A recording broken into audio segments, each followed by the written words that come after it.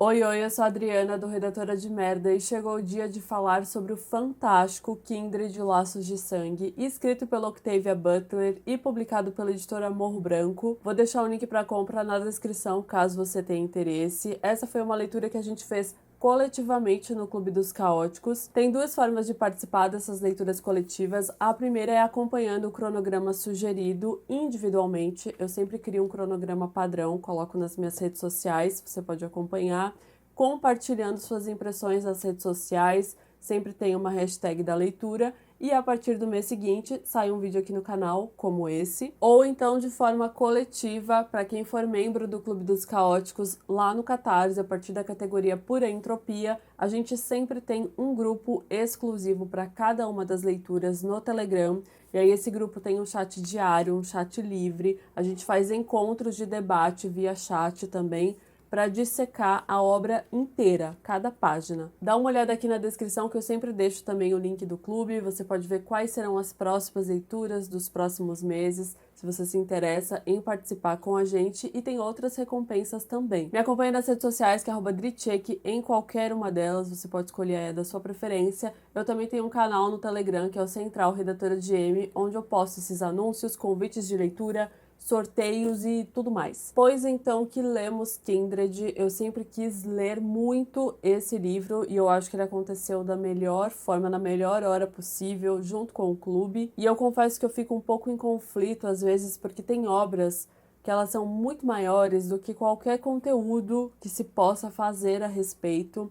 E é o caso de Kindred e todos os impactos e reflexões que ele proporciona. Eu sinto que qualquer coisa que eu falar vai ser muito pouco perto do tamanho dele, e sinceramente eu considero essa daqui uma leitura que deveria ser sugerida nas escolas, porque o olhar da Dana, da personagem aqui, ele é profundo e de uma forma quase didática. E eu vou começar trazendo o enredo desse livro, que eu acho que é importante aí para demonstrar. Lembrando que eu sempre deixo uma marcação aqui na minutagem com os principais tópicos abordados. No dia do seu 26º aniversário, a Dana e o seu marido Kevin estão fazendo uma mudança ali para um novo apartamento. Eles moram na Califórnia, Estados Unidos, na década de 70, estão ali ajeitando as coisas, as caixas e tal, e aí ela começa a se sentir meio estranha, ela começa a sentir uma tontura, uma náusea, e é em meio a essa tontura que a Dana de repente acorda em um outro lugar. Num flash, ela estava em casa e em seguida ela estava numa floresta próxima de um rio,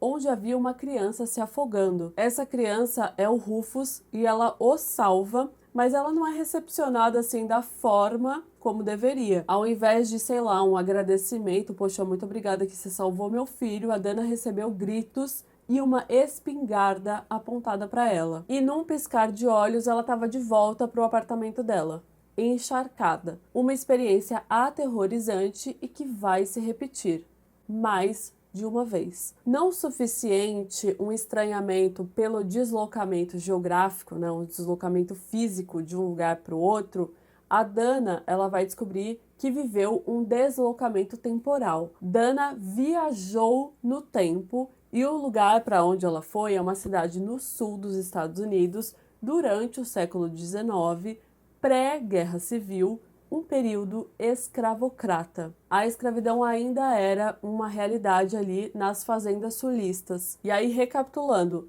não suficiente um deslocamento geográfico, não suficiente um deslocamento temporal para um período tenebroso, Dana é uma mulher negra. E isso traz uma urgência muito maior para tudo, pelo fato dela ser um alvo naquele ambiente e naquele tempo. Algo que ela sente literalmente na pele, da forma mais profunda possível, e isso nos é passado em primeira pessoa por essa protagonista o tempo inteiro. Raiva, desespero, dor e revolta são emoções que o leitor vai sentir em cada página desse livro, em cada linha desse livro. Porém, ainda assim, não é nada comparado ao que a Dana está passando. Quando eu comentei no início do olhar da Dana ser profundo de uma forma quase que didática, é isso. É uma perspectiva direta da violência dentro da violência e, o mais importante, por quem sofre a violência. Uma coisa que esse livro me fez pensar em absolutamente todas as páginas é que, por mais que hoje a gente tenha um pouco mais de debate sobre o assunto, a escravidão sempre foi tratada e normalizada por pessoas brancas, que jamais teriam a real dimensão do ocorrido, como inclusive eu acho que é o caso de alguns personagens secundários aqui, como o próprio Rufus e a função deles na trama. Ela traz toda essa noção de pele, né, de sentir na pele os possíveis perigos da própria pele. Isso é uma coisa muito forte. E assim, né, tô falando isso, eu como uma mulher branca, vai ser algo que eu nunca vou viver, que eu nunca vou saber como é que é. E é por isso que a gente sempre tem que reforçar que o racismo, ele é um problema de pessoas brancas, né? Porque foram sempre pessoas brancas que cometeram e ainda cometem esse tipo de violência. Em Kindred temos o uso da viagem no tempo como recurso para expor como as relações racistas se mantiveram ao longo do tempo. E para isso tem um exemplo bem básico, que é uma coisa que eu sempre penso também, né? Que sempre rola aquele tipo de pergunta: e se você pudesse viajar no tempo, você ia querer voltar para o passado ou avançar para o futuro? E por mais que o futuro seja aí desconhecido e cause um grande receio por conta disso, há muito privilégio na resposta de voltar para o passado, quando o simples fato de existir poder colocar uma pessoa em perigo. Quando você para pensar que a cor da sua pele poderia te fazer sofrer violências desumanas. E aí eu tô falando de passado porque é o que acontece aqui, por ter sido uma realidade imposta, exercida e naturalizada por pessoas brancas, mas que ainda se camufla no presente da Dana, dos anos 70, no nosso presente aqui, que a gente já passou dos anos 2000, dos anos 2020, e ainda se mantém. E falei de recurso porque a viagem no tempo, ela não é o foco aqui, ela tá bem longe de ser. Então, se você por acaso vir alguém falando, porque não explica por que ela viaja no tempo, não explica como é que acontece, está permitido dar um tapa na cara dessa pessoa, tá permitido aquela famigerada frase: você leu errado, tá? Porque assim, se num livro desse daqui, a pessoa se importar mais com a irrealidade do que com a realidade, é porque já era mesmo. Assim, carrega, vai embora. E isso eu falo valendo para toda e qualquer ficção científica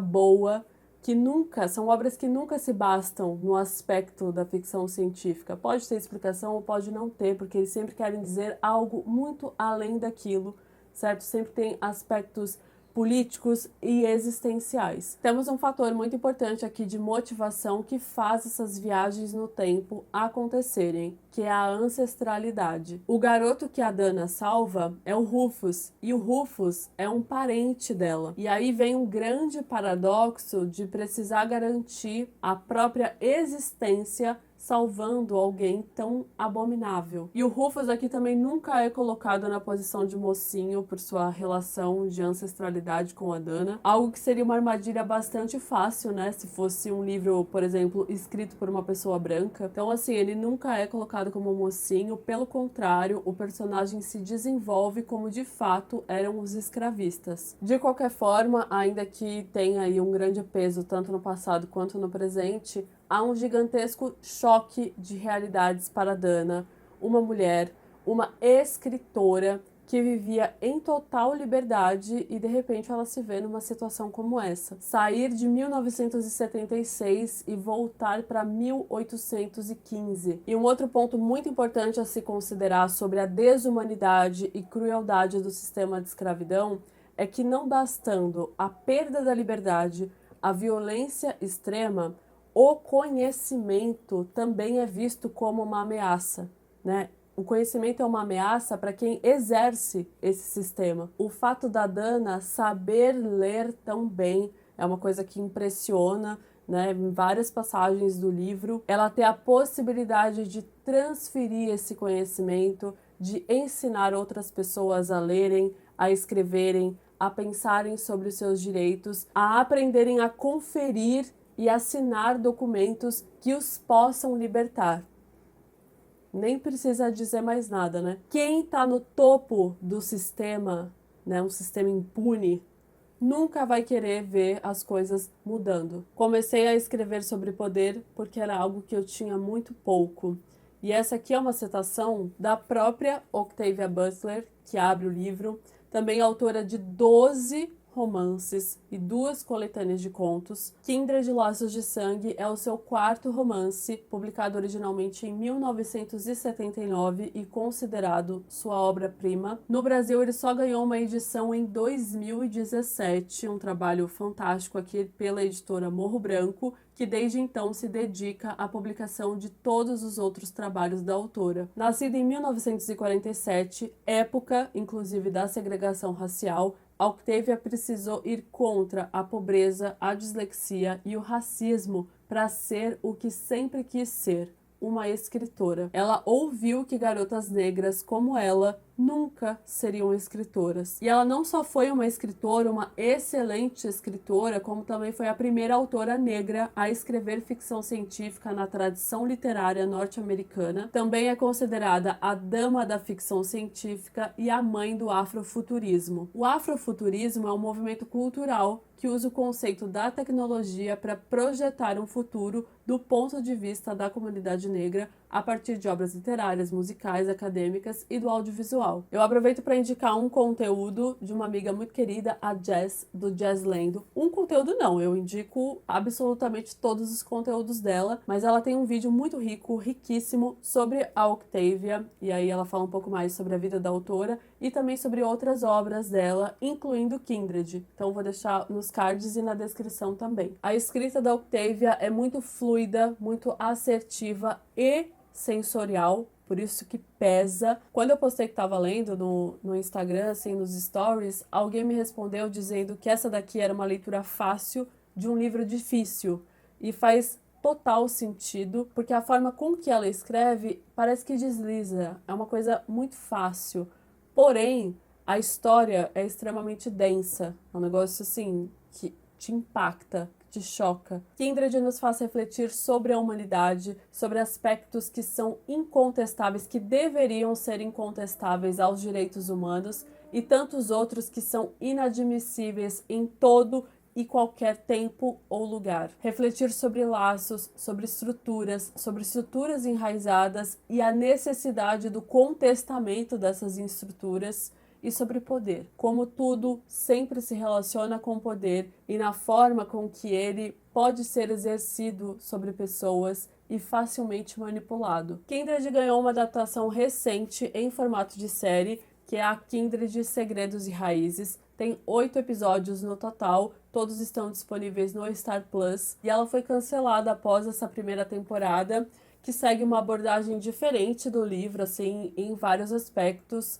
de foco de narrativa mesmo, um pouco mais dinâmico por conta da linguagem audiovisual. No clube a gente tem uma sessão de cineminha para assistir às adaptações, então a gente fez um cinema para assistir ao primeiro episódio e a gente gostou muito. Eu gostei demais, assim, de como as coisas foram colocadas. Eu não terminei, inclusive preciso terminar a série, eu assisti metade só. Porém, triste com esse cancelamento, o canal responsável pela produção simplesmente cancelou. Através da literatura, a Octavia construiu e reconstruiu identidades, questionou relações de poder, racismo, transportou tempos, retratou a escravidão e explorou as possibilidades da existência, a começar pela existência dela mesma. Uma obra que impressiona, que urge e que nos tira as palavras. E eu acho que por isso, exatamente por isso, que ela se faz necessária. Leiam Kindred. Encerro o conteúdo por aqui. Eu espero que vocês tenham gostado. Eu espero de coração que vocês leiam este livro e o propaguem em todos os lugares, assim como toda a obra da Octavia, que eu também quero ler tudo dessa mulher. Se você for ler Kindred, assistir, qualquer outra coisa, me marca nas redes sociais, que eu adoro acompanhar, gosto de repostar e palpitar. A gente continua conversando nos comentários. Um beijo e até a próxima.